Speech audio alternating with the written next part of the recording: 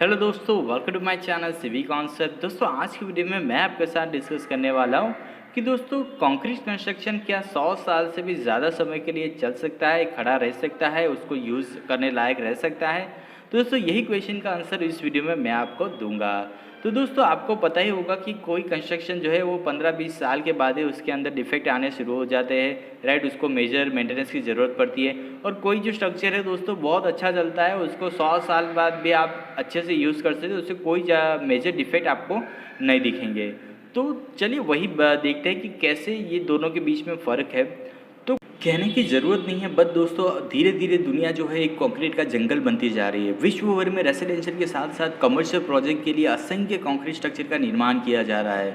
यह देखते हुए कि लोग उनके लिए बहुत ज़्यादा पैसे देते हैं, तो एक स्वाभाविक सा सवाल है कि दोस्तों कंक्रीट स्ट्रक्चर या इमारतें कब तक चलेगी या फिर उनकी लाइफ क्या है। दोस्तों कंक्रीट स्ट्रक्चर की लंबी उम्र तय करने में निर्माण सामग्री एक बड़ी भूमिका निभाती है।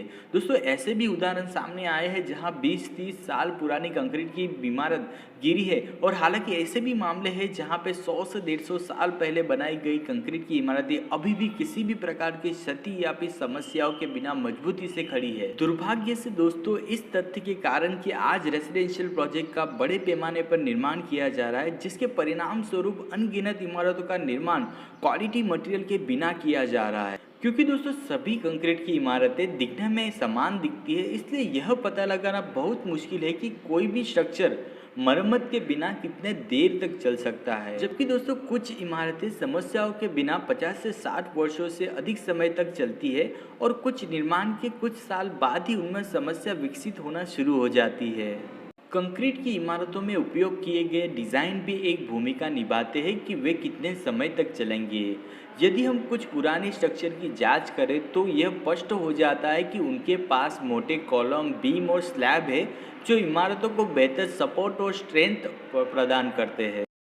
दोस्तों आज की कई कंक्रीट बिल्डिंग जो डेवलपर्स द्वारा बनाए जा रहे हैं, जिसके अंदर दोस्तों गुणवत्ता की तुलना में लागत में कमी लाने के लिए अधिक प्रयास किए जाते हैं, और जो स्लैब का उपयोग किया जाता है वे केवल कुछ इंच मोटा होता है। दोस्तों निर्माण सामग्री और डिज़ाइन के अलावा एक कंक्रीट बिल्डिंग की लंबी उम्र उसके नींव मतलब फाउंडेशन द्वारा तय की जाती है।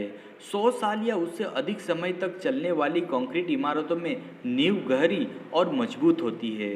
दोस्तों जमीन की मिट्टी भी सेट होती है, जिससे बड़े स्ट्रक्चर को सपोर्ट करने की क्षमता के लिए सॉइल टेस्टिंग और उसकी पुष्टि जरूरी होती है।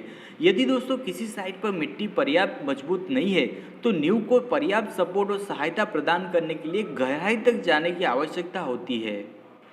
दोस्तों यह मानते हुए कि डेवलपर ने एक योग्य आर्किटेक्ट द्वारा एक अच्छे बिल्डिंग डिज़ाइन का उपयोग किया है, कि उसने अच्छी गुणवत्ता वाला सीमेंट या फिर स्टील उपयोग किया है, और जिस प्लॉट पे ये बिल्डिंग बनी है उसकी जो मिट्टी है फाउंडेशन के लिए सही है, और तो ये दोस्तों ये बहुमंजिला अपार्टमेंट 70 से 80 साल या उससे अधिक समय तक इसमें कोई भी किसी भी प्रकार की समस्या पैदा नहीं होगी।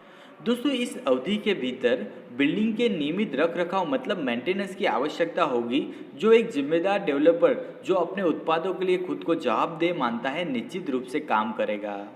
और दोस्तों दूसरी तरफ बिना किसी क्वालिटी मटेरियल से बनाई गई इमारत, राइट, जिसमें कोई जात का मेंटेनेंस नहीं किया जाता, वो 35 से 40 साल तक भी नहीं चल सकती।